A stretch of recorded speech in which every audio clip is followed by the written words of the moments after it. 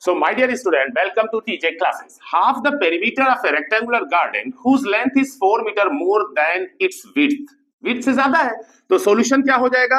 Let width equal to y and length equal to suppose कर लिया क्या है x. According to question, length is 4 meter more than the width, that is x minus y equal to 4. पहली equation बन गई. अब कह रहा है इस 36 metre that is half the perimeter. Perimeter का हाफ कितना है? 36 मीटर. तो पेरीमीटर क्या होता है? 2 इंटू लेंथ प्लस ब्रेथ, और इसका हाफ कर दो, ये है 36. 2 2 कट गया, x plus Y equal to कितना आ गया? 36. इक्वेशन 2. दोनों इक्वेशंस को ऐड कर लो, एलिमिनेट हो जाएगा. x प्लस x कितना हो गया? 2x. 36 प्लस 4 40. 2 20 तो x की वैल्यू कितना आ गई? 20. फ्रॉम इक्वेशन 1 चले जाओ, x की वैल्यू 20 रख दो, तो 20 minus y equal to 4. This implies that minus y को उधर ले जाओ, प्लस y 4 को इधर ले आओ, 20 माइनस 4 इक्वल टू कितना आ गया? 16 मीटर. यानी कि विड्थ कितना है? 16 मीटर. लेंथ कितना है? 20 metre. For such type of solution follow TJ classes. Thank you.